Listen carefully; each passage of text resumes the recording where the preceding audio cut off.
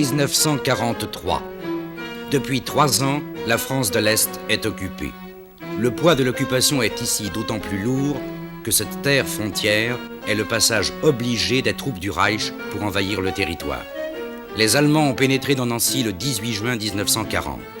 De cette ville, d'où leur propagande en langue française rayonne sur plusieurs continents grâce au journal L'Écho de Nancy qu'ils ont fondé, les nazis veulent faire la capitale de la Franconie occidentale, province du Reich.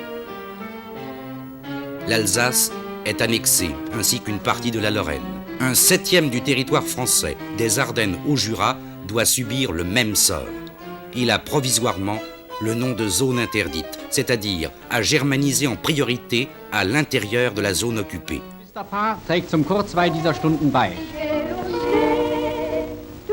Les Allemands sont partout. La propagande nazie bat son plein. Image dérisoire qui voudrait travestir la vérité de l'horreur et des crimes.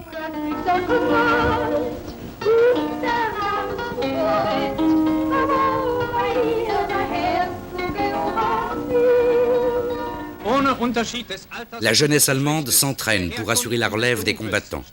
Image triomphante pour décourager l'ennemi français.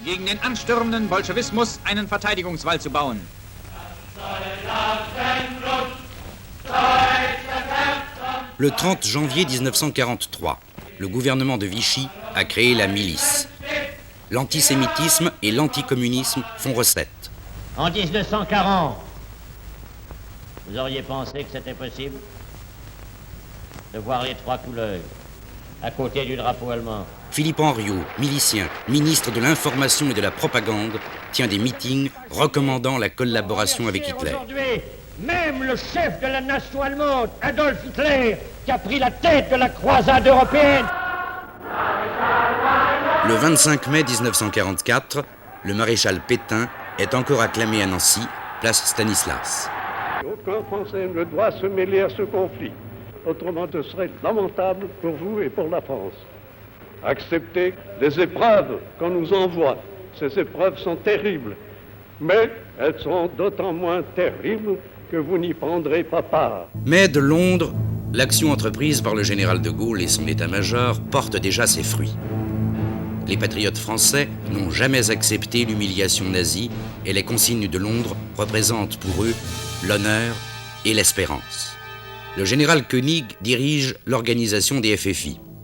Au cours de l'hiver 42-43, Jacques Lecomte-Boinay a fondé le mouvement Ceux de la Résistance. Mouvement au sein duquel Michel Debré prépare activement la mise en place des structures civiles de l'après-libération. Nous étions un mouvement essentiellement militaire. Et c'est pourquoi je n'ai jamais voulu qu'il y ait un organe de presse quelconque, de façon à ne pas diviser les camarades. Activité militaire, ça signifie à la fois renseignement et lutte par divers moyens, opposé à mouvements d'idées politiques, comme on a pu le voir dans certains autres cas. Ce n'est pas dire que les mouvements d'idées politiques fut sans importance, mais la caractéristique du mouvement fondé par le comte Boinay, c'était d'être d'abord militaire. Et ensuite, rattaché à Londres, à l'état-major gaulliste. Novembre 1943. Pierre Arrigui, chef militaire de Ceux de la Résistance, est arrêté. Gilbert Grandval lui succède. 2 mois plus tard, il deviendra également délégué militaire régional, cumulant donc ainsi, fait unique dans l'histoire de la résistance, les fonctions de chef des FFI et de DMR pour la région, intitulée Région C.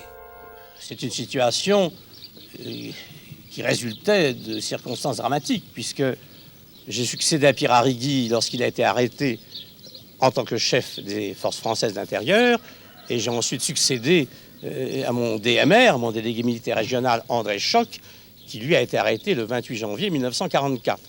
C'était à mon avis un avantage puisque je réalisais l'unité de commandement. C'était aussi une charge difficile puisque non seulement j'avais la responsabilité de l'organisation des FFI, mais j'avais en outre celle des liaisons radio avec Londres, celle de demande d'armes, de réception d'armes, enfin toutes les responsabilités de liaison avec l'état-major interallié. La région C comprend 8 départements. Les Ardennes, la Marne, la Meurthe-et-Moselle, la Meuse, les Vosges, le Haut-Rhin, le Bas-Rhin et la Moselle. Le rôle que s'est fixé Gilbert Grandval est d'abord d'unifier les divers mouvements de résistance pour que leur efficacité devienne pleinement opérationnelle. Tout ce qui existait devait être coordonné. Il fallait en fait créer cette unité indispensable pour l'efficacité du combat. Et donc, il fallait faire perdre cette notion de mouvement de résistance, cherchant à empiéter sur les attributions de l'un ou de l'autre. Et je crois que dans la région C, cette unité a été réellement réalisée, même avec les FTP qui, quoique ayant conservé leur autonomie, n'ont jamais, je dois le dire et le souligner, contesté mon autorité. Les responsabilités de Gilbert Grandval ne sont pas seulement militaires, Michel Debré lui donnant pour la région C des pouvoirs civils. On voulait éviter, aussi bien en France intérieure qu'à Alger, puisque c'était d'Alger que sont venues à partir de 1943 les instructions, que l'administration des départements fût faite par les armées alliées. Il fallait que ce fût une administration française à la minute même, et quelquefois même avant la minute de la libération. D'accord avec le comte Boisnet, nous avons donné à Gilbert Grandval une sorte de délégation. Lui la donnait, sa délégation du point de vue militaire, et moi je l'ai donnée pour la désignation des préfets de sa région, dans la mesure où toutes les désignations n'avaient pu être faites, et dans la mesure aussi, il ne faut jamais oublier, où certains préfets désignés se trouvaient arrêtés, déportés, et où il fallait sans arrêt remettre la tâche à l'ouvrage. Pour échapper aux recherches de l'ennemi, Gilbert Grandval doit changer souvent de PC. L'un d'entre eux fut installé pendant 5 semaines à Bettincourt, petit village de la Meuse, près de Verdun. Eh bien, nous étions à Bettincourt environ 7 camarades. J'y étais, j'avais mon chef d'état-major, le général Néraud, alors colonel, Jean Bertin, mon adjoint en tant que DMR, Machet, un autre adjoint. J'avais ici mon agent de liaison personnelle, ma secrétaire et le chef, l'organisatrice des liaisons. Voilà en somme l'équipe qui était en permanence ici. C'est dans ce bureau que nous recevions les broadcasts, c'est-à-dire les câbles en provenance de Londres, ce que nous pouvions faire ici car ceci ne présentait pas un danger particulier, et pour l'émission en direction de Londres. Alors l'émission se faisait dans un périmètre de quelques 25 km autour de Bettincourt, de façon à dépister autant que faire se pouvait le repérage radiogramétrique des Allemands. Il est l'heure, microphoto, la fréquence, pour transmettre à Londres les messages. J'appelle Londres. L'une de ces équipes radio, l'équipe Bataclan Noir, était composée d'André Lutringer, André Blaise et Jean-Michel Rémy. Je passe sur réception, j'écoute si Londres m'a bien reçu. Londres m'a bien reçu. Je passe les premiers messages.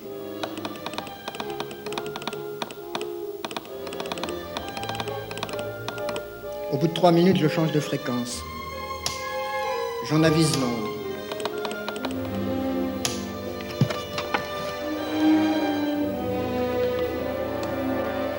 Dans cette mairie-école du village de Neuf-Maisons, près de Nancy, les liaisons radio ont fonctionné un certain temps.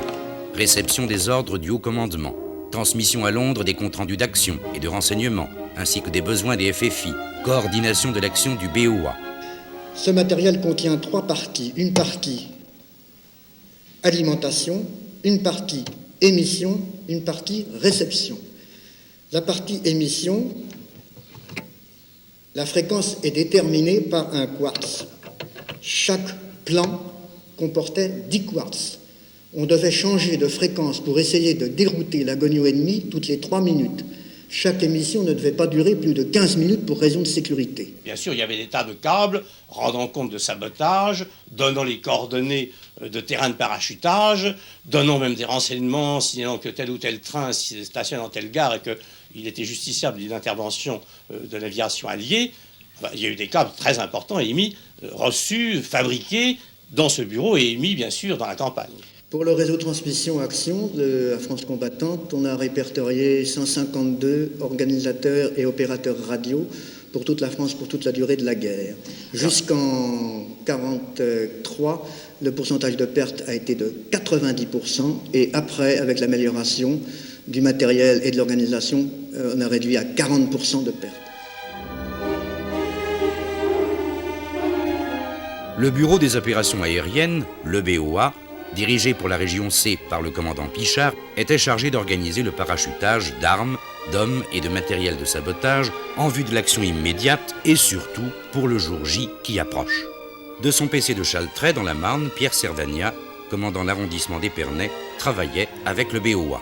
Eh bien, le BOA nous a été présenté par nos amis de ceux de la Résistance. Ceux de la Résistance étaient ceux qui nous avaient mis dans le coup en 1942, et ce sont eux qui nous ont fait connaître le commandant Pichard, qui s'occupait du BOA, et ce dernier est venu sur place avec ses adjoints, et il nous a indiqué les manières de chercher des terrains de parachutage. Alors on s'est mis à les chercher, on en a trouvé 38 sur l'arrondissement.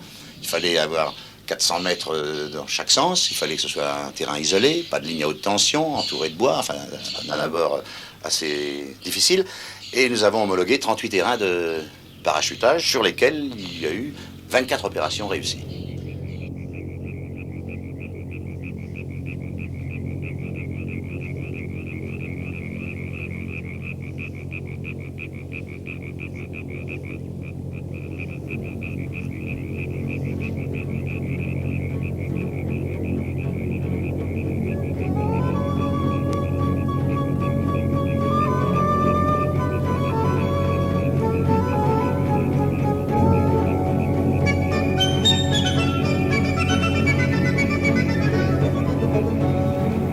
César à Auguste. De César à Auguste. Entendez-vous? De César à Auguste. De César à Auguste. Entendez-vous? Je vous reçois très bien. Vous allez nous parachuter 3 hommes. Bien compris. Je répète, vous nous parachutez 3 hommes. Et vous nous parachutez 10 containers sans suite. Bien compris. Bien compris. Terminé.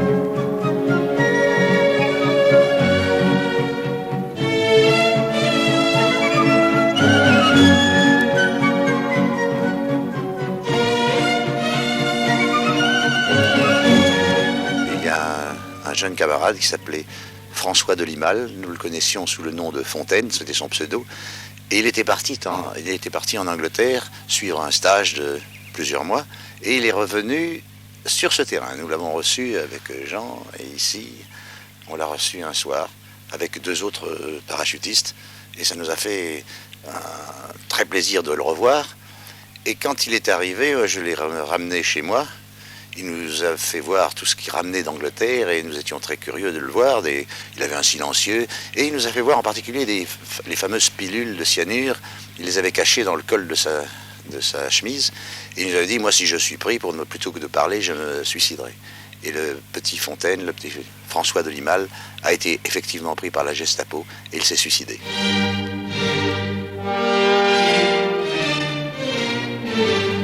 Action.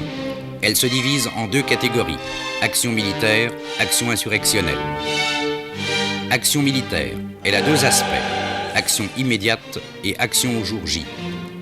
Eh bien, n'est-ce pas, Londres avait mis au point un certain nombre de plans d'action. Le principal était certainement le plan vert, le plan d'action contre les voies ferrées. Il y avait aussi le plan violet, qui était le plan d'action contre les communications téléphoniques à longue distance. Il y avait enfin le plan d'action guérilla. Tous ces plans étaient déclenchés à l'audition d'une phrase spéciale pour chaque région qui était diffusée par la BBC. 6 juin 1944, le débarquement allié.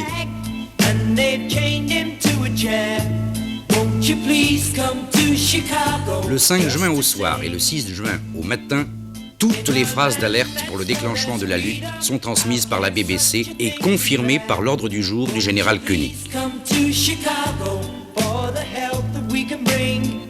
J'ai toujours trouvé anormal qu'on ait diffusé ce jour-là et pour toutes les régions et pour les plus éloignés du littoral de la Manche, les phrases de plan guérilla, parce que la guérilla a été déclenchée dans toute notre région et il est bien évident que, étant donné le peu d'armes dont nous disposions, étant donné que les armées alliées ne pouvaient arriver là où se déclenchait la guérilla que plusieurs mois plus tard, c'était une erreur de la déclencher aussi rapidement. D'ailleurs, le général Koenig s'en est rapidement rendu compte, puisque j'ai reçu ici même, le 12 juin, un télégramme me demandant de freiner au maximum l'action guérilla.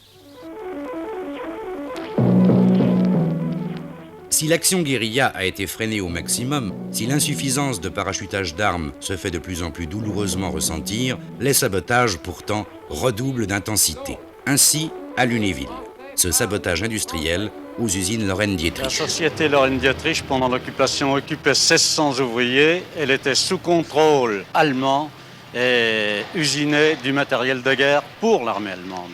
En particulier des engins chenillés destinés à tracter des pièces d'artillerie lourdes. Le 6 juillet 1944, l'équipe de sabotage du secteur de Lunéville décide de faire un coup sérieux. Elle s'était fixée de détruire les tracteurs, les engins chenillés Famose, qui devaient être livrés incessamment et dont le premier était terminé, prêt à la livraison, et les autres suivaient. C'est ainsi que 5 engins prototypes explosent le jour même où les Allemands fêtent au Champagne leur finition. L'action des cheminots dans les gares et sur les voies ferrées, objectif prioritaire du haut commandement, s'amplifie également. Ainsi, en gare d'Épernay. On faisait sauter des cylindres HP, BP, et surtout les BP qui étaient placés sous la locomotive. Et là, ça faisait un travail énorme car il fallait enlever la chaudière et tout pour réparer le cylindre.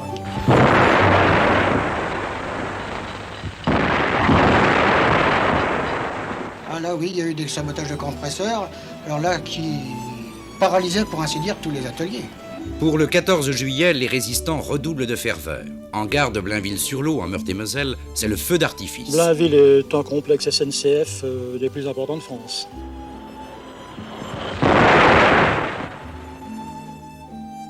Le feu d'artifice a commencé, à la grande surprise des Allemands.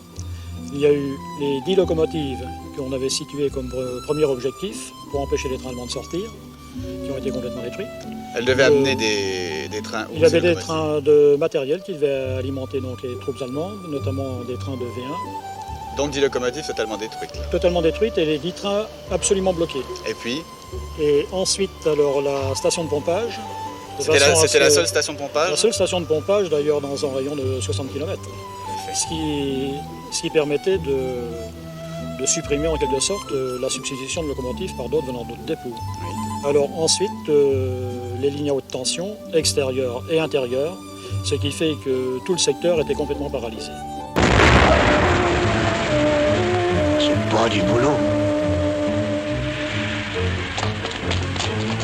Qu'est-ce qui a fait ça? On ne sait pas.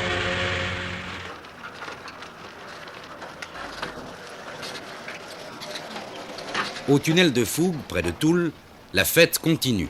Monsieur Maty, comment vous est venue l'idée de faire sauter un convoi sous ce tunnel de Fougue? Ça faisait plusieurs sabotages qu'on faisait. Pour le 14 juillet, on avait décidé de faire un grand coup. Les copains et moi, on a décidé de faire sauter le tunnel de Fougue. Alors vous étiez un groupe de combien de personnes? Nous étions 6.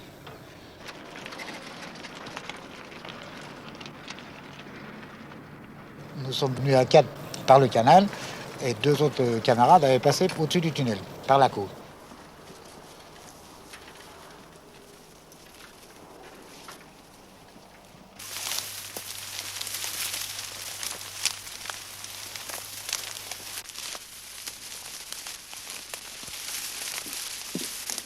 Nous avons posé les vélos dans les roseaux, nous avons monté les armes, nous avons mis les brassards et nous sommes retrouvés dans le petit bois.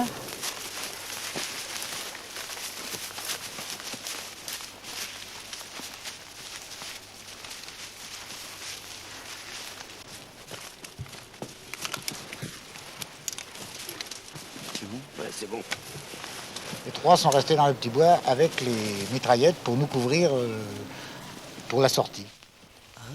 Amis, entendu le vol noir des corbeaux sur nos plaines. Amis, entendu les cris sourds du pays qu'on enchaîne. Ohé, partisans, ouvriers et paysans, c'est l'alarme. Ce soir, l'ennemi connaîtra le prix du sang et des larmes. Montez de la mine, descendez des collines, camarades.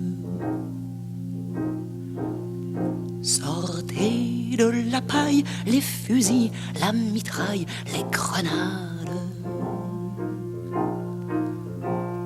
Ohé, les tueurs, à la balle et au couteau, tuez vite.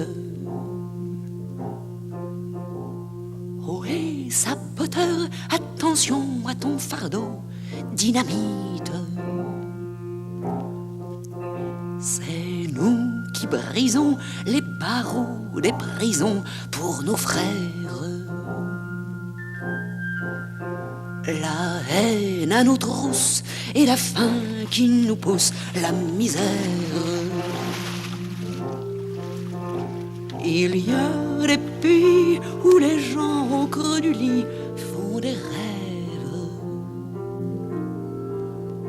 Ici, nous vois-tu, nous on marche et nous on tue, nous on crève.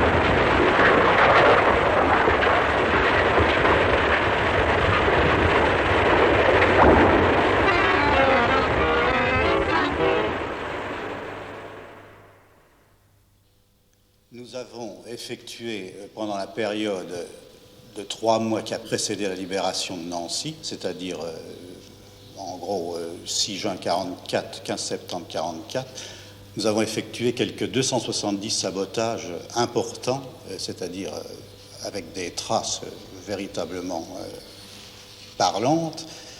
Et sur ces 270, 87 concernaient l'interruption des voies de communication de l'ennemi sur le plan ferroviaire. Réellement, l'action de tous mes camarades dans ces 8 départements a été extrêmement efficace et courageuse. On le voit bien par les milliers de sabotages qui ont été accomplis et par le fait que l'état-major interallié a reconnu que finalement dans cette région, les trains se déplaçaient à la vitesse d'un homme au pas. Quand vient l'heure de la libération, il ne s'agit plus pour les résistants de détruire, mais de protéger. Ainsi, le pont de chemin de fer de Château-Regnault, dans les Ardennes, fut le dernier sur la Meuse qui n'avait pas encore sauté. Ce pont était d'une importance capitale, car il était le seul à relier la France à la Belgique et sur lequel des engins lourds américains pouvaient encore passer pour continuer leur avance libératrice. Les Allemands décidèrent bien sûr de le miner pour empêcher cette avance et protéger leur retraite. C'est alors qu'un groupe de résistants décida d'attaquer la division allemande avec une vingtaine de fusils. Les tireurs se répartirent tout autour du site de Château-Regnault pour faire croire à l'ennemi qu'ils étaient en nombre considérable et feindre ainsi de l'avoir encerclé. Cette manœuvre de bluff réussit et après de nombreuses péripéties, l'ennemi se retira. Alors ici, dans le cas du pont de Château-Regnault, c'était donc les FTP. Ah, c'est tous les FTP, c'était tout FTP, sauf un groupe indépendant qui nous a aidés avec sa mitrailleuse qui se trouvait au groupe à la Roche de l'Ermitage. Qui dit FTP dit communiste. Ce n'est pas vrai, c'est entièrement faux. Parce que nous avons, nous, eu des catholiques, des catholiques, des communistes, c'était un fait, des protestants, des juifs même à l'occasion, mais il n'y avait aucune politique. Toute politique a toujours été refusée dans le maquis par moi-même, par moi personnellement.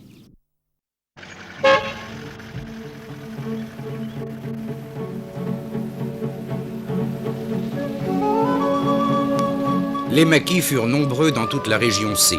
surtout pendant l'été 44 et principalement dans les Vosges et dans les Ardennes. Au début, les maquis furent composés essentiellement de réfractaires au STO, mais ensuite de paysans, ouvriers, étudiants, officiers de réserve, sous-officiers. Le gros problème fut celui de l'encadrement des maquisards et de leur initiation au maniement des armes parachutées, mitrailleuses Sten, bazooka, etc. 30 ans après, les maquisards de la montagne de Ternuet dans les Vosges se sont retrouvés pour évoquer leur vie au maquis.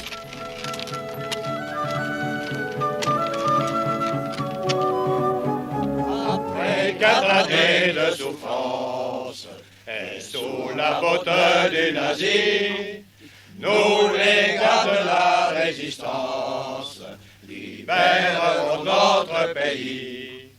Debout, les gars des FFI, debout.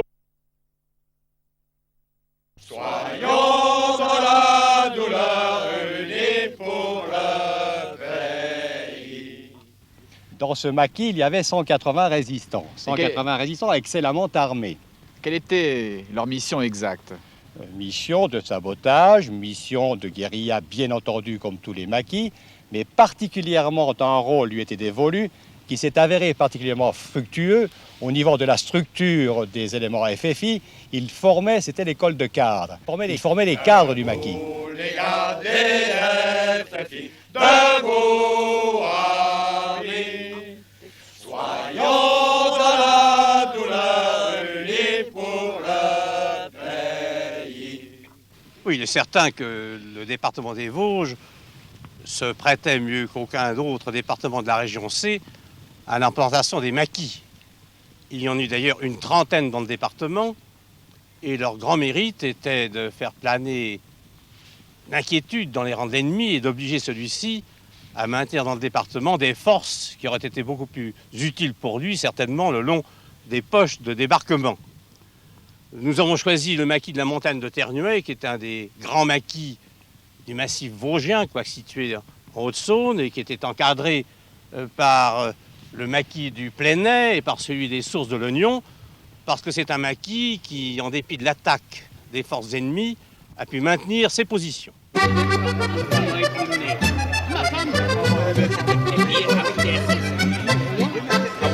Le réveil avait lieu à 6 heures. Les hommes faisaient leur toilette, rentraient dans leur cantonnement pour prendre le café. De 6 heures à 8 heures, il y avait un petit peu d'éducation physique, en tenue extrêmement légère, pieds nus, torse nu. Ensuite, il y avait l'instruction militaire et l'organisation du travail pratique. Nous avions un armement considérable. Je n'ai jamais connu d'unité en tant que militaire qui soit dotée d'un armement aussi considérable que le maquis de Ternuet.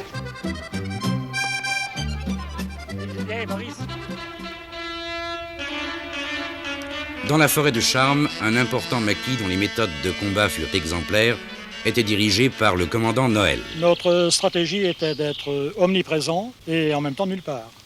Si bien que les Allemands, chaque fois qu'ils nous ont accrochés, sont tombés sur un gros effectif qu'ils ne soupçonnaient pas.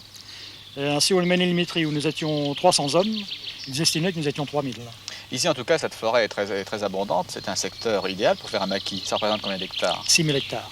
Le commandement interallié envoya des hommes en mission spéciale intitulée Jedburgh pour instruire les maquisards. Ce fut le cas à Charmes avec la mission Jedburgh Archibald, un major anglais tombé du ciel.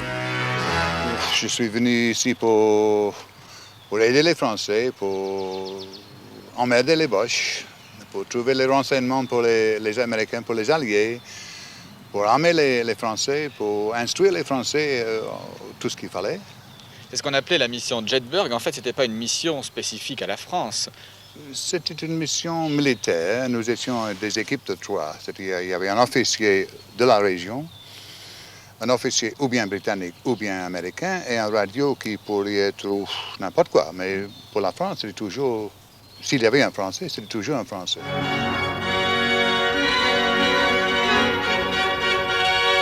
Je suis tombé dans les arbres au bout du terrain.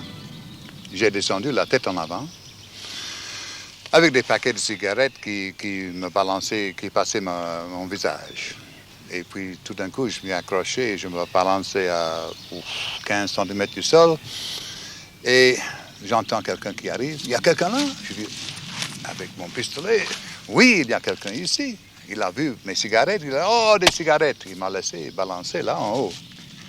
Oui, mais les cigarettes que vous transportiez, ça n'était pas le plus précieux. Vous transportiez un capital de prix. Oh, un peu de monnaie, oui. 35 millions, je crois. 35 millions en 1944, ça fait beaucoup. Oui. Oh, c'est déjà quelque chose, oui. C'était destiné à quoi, ce trésor? C'était pour la résistance en France. Il y eut aussi des drames. À Revin, dans les Ardennes, la mission interalliée Citronnelle avait permis le parachutage du commandant Paris de la Bollardière, alias Prisme, et de ses adjoints pour encadrer le maquis et former des équipes de sabotage. Le ralliement massif de jeunes maquisards inexpérimentés provoqua soudain le drame par manque de prudence. Par ordre, il avait été décidé de former un maquis de 800 hommes. On s'est bien vite rendu compte que ce n'était pas possible. Il était impossible que l'on mette 800 hommes dans ce secteur sans attirer l'attention, l'éveil de l'ennemi. De l'ennemi qui était là, tout de même, il faut le dire, il était là. Il était là. Or, nous avons tout de même envoyé le maximum d'hommes, et surtout les plus proches, les gens de Revin. Or, ces gens de Revin, très jeunes tous, bien sûr, la résistance en était là, sont arrivés plein d'enthousiasme. C'est d'ailleurs la cause, certainement, de la perméabilité du maquis, parce que beaucoup, certainement, ont dû descendre ou ont négligé certaines précautions. L'encadrement n'a peut-être pas été suffisant, et ces gens-là, naturellement, on savait où ils étaient et pourquoi ils étaient montés au maquis. Donc c'est comme ça que les Allemands ont repéré. Alors, les Allemands l'ont su, tout le monde le savait, pour ainsi dire, qu'il y avait un maquis qui existait à ce moment-là. De la route, on pouvait voir parfois la fumée qui s'échappait quand même du bois, alors qu'on ne savait qu'il n'y avait pas de bûcherons qui travaillaient dans le coin. Et lorsque les Allemands ont attaqué, c'était une surprise, et disons, il y a une bonne partie qui n'ont pas pu s'échapper. C'était une grande surprise, parce qu'on ne pensait pas que les Allemands quand même auraient attaqué.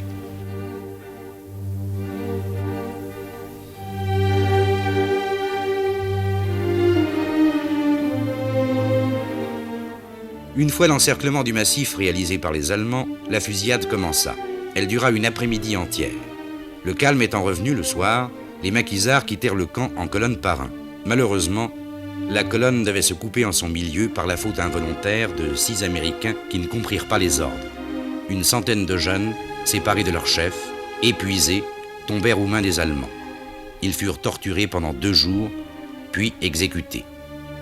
L'encadrement, justement, a péché un peu, je crois, parce que les 3 colonnes qui se sont formées n'ont pas pu se disperser comme il fallait. Et les Allemands ont dû employer des méthodes psychologiques pour essayer de soit promettre le titre de prisonnier à ceux qui se rendaient, soit quelque chose, je ne sais pas, puisque je n'ai pas entendu quoi que ce soit, mais c'est une idée que je pense, et beaucoup pensent aussi. La ferme de Vionbois, à la limite des Vosges, théâtre d'un autre drame. À Vionbois, 2 centuries représentant 180 hommes solidement armés attendent avec 600 hommes non armés un parachutage pour la nuit. 9 avions sont annoncés par l'état-major régional composé de Français et d'Anglais. Ce parachutage important doit permettre d'armer les 600 hommes et de renforcer ainsi, de façon considérable, l'action du maquis à l'approche de la libération. Le soir de ce parachutage, les maquisards apprennent qu'il est repoussé de 24 heures. Il se trouve que les Allemands, le même jour, donc depuis la nuit, sont en train d'amener des renforts dans le secteur, oui. des troupes fraîches. Une camionnette vers 9h du matin se pointe dans le chemin, ici, et arrive vers la ferme, probablement pour chercher du ravitaillement. Et naturellement, il est pris sous le feu de nos sentinelles. Les 7 hommes sont faits prisonniers et enfermés dans la ferme.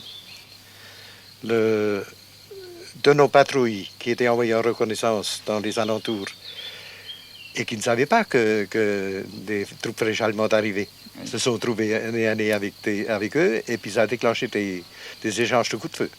Finalement, les Allemands ont fini par situer l'endroit où est la ferme là.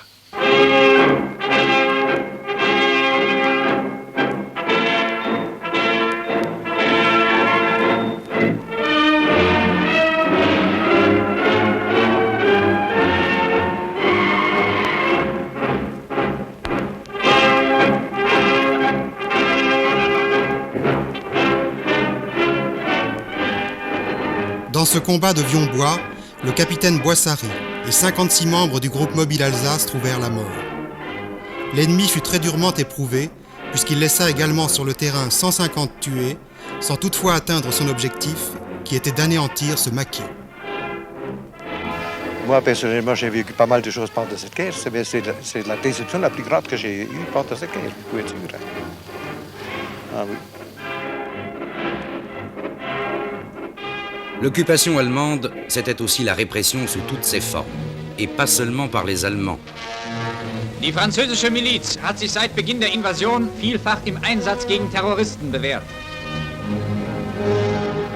Les collabos étaient nombreux, mais enfin, ils nous ont beaucoup gênés, oui, bien sûr, parce qu'il s'agissait de Français, qu'ils avaient donc beaucoup de facilité que la Gestapo de s'infiltrer dans nos rangs. Ceux qui nous ont le plus gênés, ce sont incontestablement les miliciens. Les miliciens qui, eux aussi, étaient des Français et qui étaient très équipés, qui, par contre, non seulement pouvaient s'infiltrer parmi nous, mais même se livrer à des actions offensives et parfois à des massacres. À Carignan, dans les Ardennes, M. Lefebvre était hôtelier près de la gare et son hôtel abrita souvent des évadés français qui trouvaient ici aide et réconfort. Comme tant d'autres, Georges Lefebvre fut déporté. Monsieur Lefebvre, vous avez été déporté. Quel était votre poids en partant de France? Environ 80 kilos, et je pesais 47 kilos à mon retour. C'est-à-dire 20 mois après? 20 mois après. Vous avez donc été déporté au camp de Flossenbourg. Quelle était la capacité de ce camp? À l'origine, il était prévu pour 6 000, mais l'effectif est arrivé jusqu'à 20 000. La nourriture, comment était-elle? Nourriture, le matin, une louche de café, le midi, une louche de soupe plus ou moins épaisse, le soir, un morceau de pain de 250 grammes et un morceau de margarine de grand comme 2 morceaux de sucre. À ce régime, il y avait donc de nombreux prisonniers qui mouraient chaque jour. Ah ben, tous les jours, il en mourait des quantités importantes. Du reste, sur 6 000 Français qui sont passés de 43 à 45, il n'en restait que 500 à la Libération.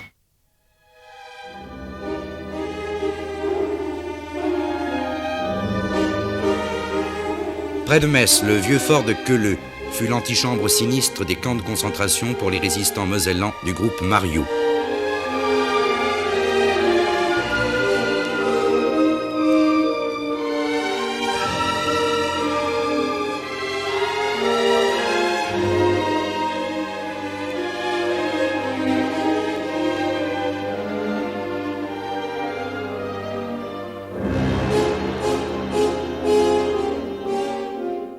On voit ici plusieurs lits à étages.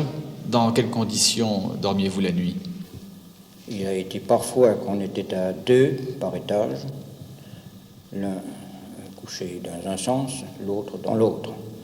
Ce qui fait que cette cellule contenait réellement 40 personnes, mais étant donné que c'était doublé, allait jusqu'à 80 personnes. La nuit, vous étiez attaché? Attaché, pareil que la journée, mais allongé. Les yeux bandés aussi? Les yeux bandés, les pieds et mains liés. Et alors la journée, on vous mettait assis sur les bancs? À 6 heures du matin, l'ordre était de se lever et de s'asseoir. De 6 heures jusqu'à 8 heures du soir, sans bouger, sans parler. Pieds et mains liés, yeux bandés. Oui, sous la surveillance constante, jour et nuit, d'un SS, un poste.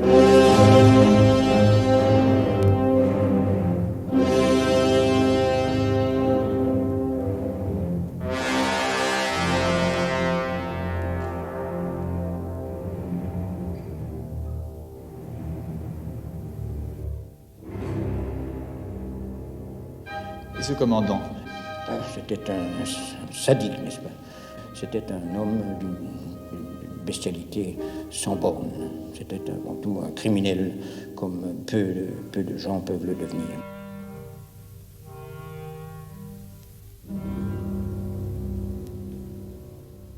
On venait de loin pour croire à la fête. Or, ce n'était, après les landes et après les mares, après les pluies, après les nuits, et l'eau étale sur bien des terres, qu'un peu de feu éclairant des hommes qui ne parlaient plus. Et cependant, des jours s'ouvraient dans l'étendue.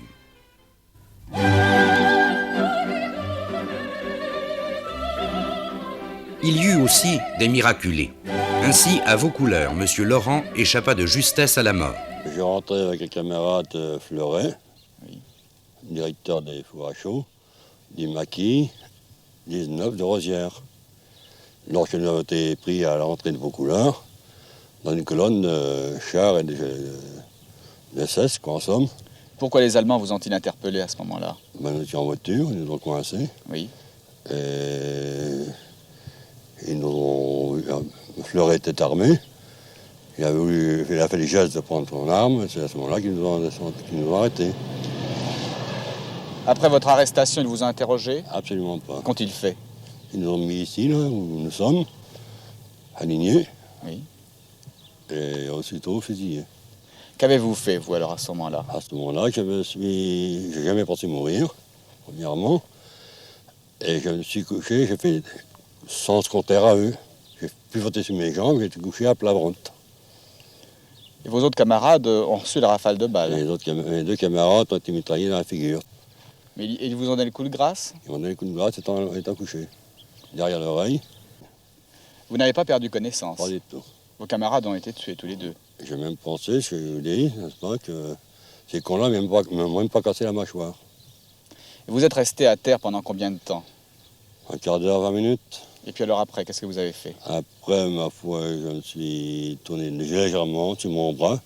Entre-temps, il m'avait pris la main gauche pour prendre ma montre que je n'avais pas. Oui. Et tout doucement, je me suis tourné la tête pour voir s'il restait quelqu'un pour me rachever. Il n'y avait plus personne. Alors j'ai été voir les voisins. Vous y repensez souvent? C'est moins possible.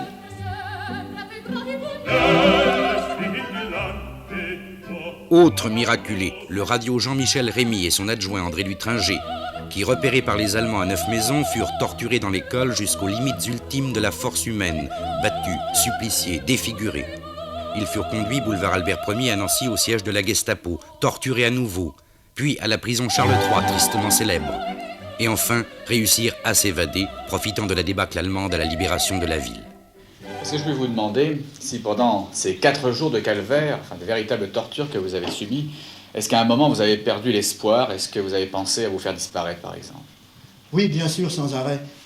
Ça a d'ailleurs duré près de 6 jours, et pendant lequel on n'avait absolument rien à manger ni rien à boire, bien sûr.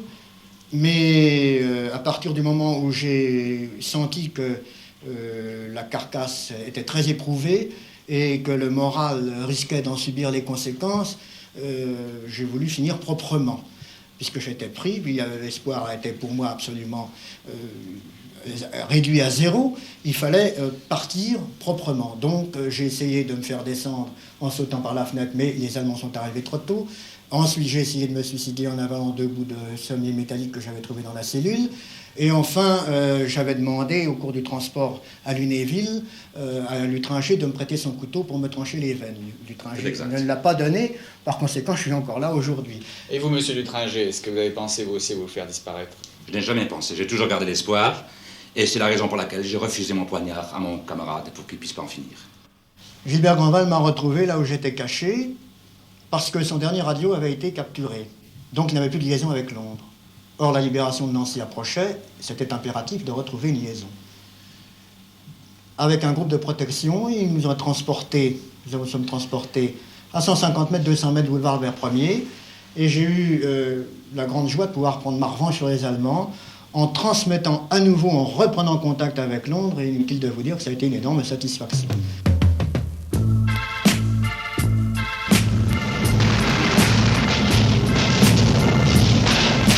Cependant, les armées alliées approchaient. Malgré les difficultés, le manque cruel d'armement, le manque de moyens, l'immense armée de l'ombre allait bientôt entamer le processus de la libération. Le 25 août, Paris était libre. Les Américains pénétraient bientôt dans la région C. Leur avance était facilitée par le travail de la résistance, par la guérilla incessante, par les milliers de sabotages qui harcelaient l'ennemi. L'ennemi reculait. Les collaborateurs prenaient le chemin de l'exode. L'armée américaine entre dans Reims le 28 août, avec les FFI qui font respecter l'ordre. La Marne est libérée. Le 8 septembre, la 3e armée américaine entre en contact avec les maquis ardennais. Les Américains arrivent également en Lorraine. Déjà, le 2 septembre, ils sont à 20 km de Nancy. Les prisons sont abandonnées par la Gestapo. Mais la résistance manque toujours d'armes. Gilbert Grandval voudrait que la ville soit libérée par les FFI. L'action est déclenchée le 15 septembre au matin. et les Américains de la 3e armée entrent dans Nancy pavoisée. Le 25 septembre, le général de Gaulle visite Nancy. L'hôtel de ville l'accueille et il répond aux nouvelles ovations devant une foule enthousiaste massée sur la place Stanislas où des merveilles de la France. La lutte continue. Les unités alliées s'emparent de Vesoul, Lure, Remiremont, Épinal, la Lorraine jusqu'à Metz. Le 19 novembre, les chars de la 1er DB pénètrent en Alsace. Le 22 au soir, la 2e DB de Leclerc reçoit l'ordre d'aider le 6e corps d'armée américain à prendre Strasbourg. Leclerc fonce vers Strasbourg. Le 25 novembre, Strasbourg est redevenue française. Strasbourg que les Allemands voudront reprendre une nouvelle fois début janvier 1945, sans succès. Eh bien, les Allemands ont commencé à contre-attaquer en direction de Brumath et Bischwiller. Ce sont des petits villages qui sont situés à une trentaine de kilomètres au nord de Strasbourg, dès la journée du 4. À ce moment-là, les FFI qui avaient été regroupés sur Strasbourg, on a fait revenir des FFI en provenance des régions de Sélestat, Molsheim et Saverne, on les a armés, on les a organisés en unités combattantes et on les a placés au point névralgique, c'est-à-dire au nord de Strasbourg, parce qu'effectivement, la percée allemande s'est faite à environ 15 à 20 km au nord de Strasbourg. Ces FFI se sont battus. Ils se sont battus avec énergie. On sont arrivés à sauver le gros village de la Vansenau qui commande toute la pénétration vers les faubourgs nord de Strasbourg.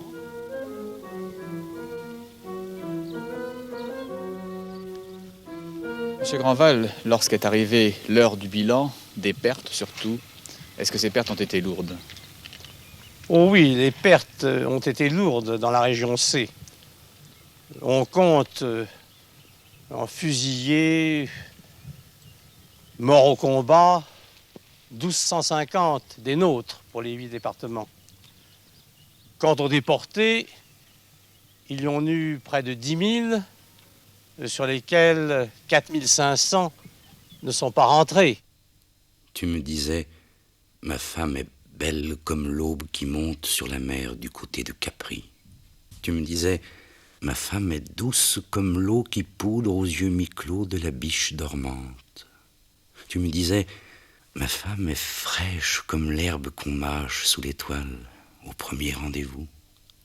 Tu me disais encore, je voudrais lui écrire qu'il n'est pas une aurore où je n'ai salué son image tremblant dans le creux de mes mains. Tu me disais enfin, je voudrais revenir près d'elle à l'improviste, une nuit où le songe peut-être insinuerait que je ne serai plus. Tu es mort, camarade, atrocement, dans les supplices, ta bouche souriant au fabuleux amour.